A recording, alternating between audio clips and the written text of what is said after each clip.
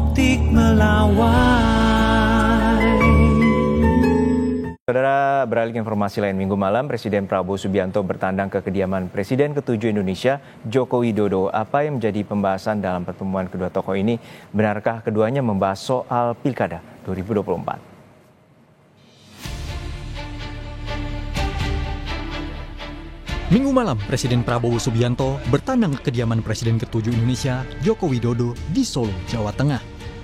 Kedatangan Presiden Prabowo disambut langsung oleh Jokowi dan Iriana.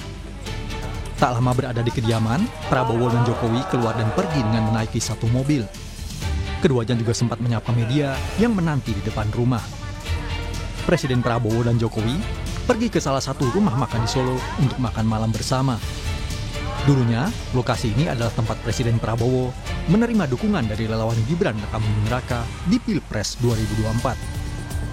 Pada wartawan, Presiden Prabowo mengatakan agendanya adalah makan nasi goreng Jawa. Saat ditanya apakah pertemuan itu juga membahas soal pilkada, Presiden lagi-lagi hanya membahas menu makan malam. Termasuk pilkada nggak? Pak, ini spesial ke Solo. Makan nasi goreng Jawa. Rasanya gimana, Pak? Wah, Cocok enak dengan banget. Ada soal pilkada, Kebanyakan. Pak? Ada soal pilkada, Pak? Tadi makannya nasi goreng Jawa. Ini sengaja Oke. datang bertandang sama Pak Jokowi ya?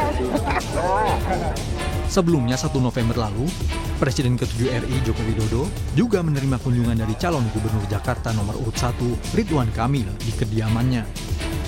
RK mengaku berdiskusi dengan Jokowi mengenai pembangunan Jakarta, di mana Jokowi pernah menjadi gubernur sebelum menjabat sebagai presiden.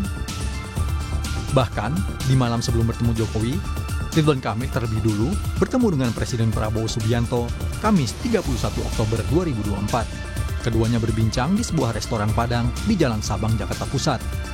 Baik Prabowo dan RK duduk satu meja lalu makan dan berbincang bersama. Ridwan Kamil menegaskan, melalui pertemuan dengan Presiden Prabowo dan Jokowi menjadi bukti keduanya mendukung dirinya. Terlebih, pertemuan itu diposting di media sosial milik Jokowi dan Prabowo. RK juga mengklaim bahwa elektabilitasnya lebih tinggi dari rivalnya di Pilgub Jakarta. Elektabilitas saya kan lebih tinggi dari Mas Pras, nggak ada masalah. Pertemuan itu artinya dua presiden itu mendukung pasangan Ridho, udah itu aja. Jangan ditafsir macam-macam. Ya. Kalau tidak mendukung, ngapain diterima, diberi waktu eksklusif? Ngapain diposting di IG-nya masing-masing kan? Betul. Maaf ya, kalau ibarat tidak istimewa, kan datang tuh harus diterima.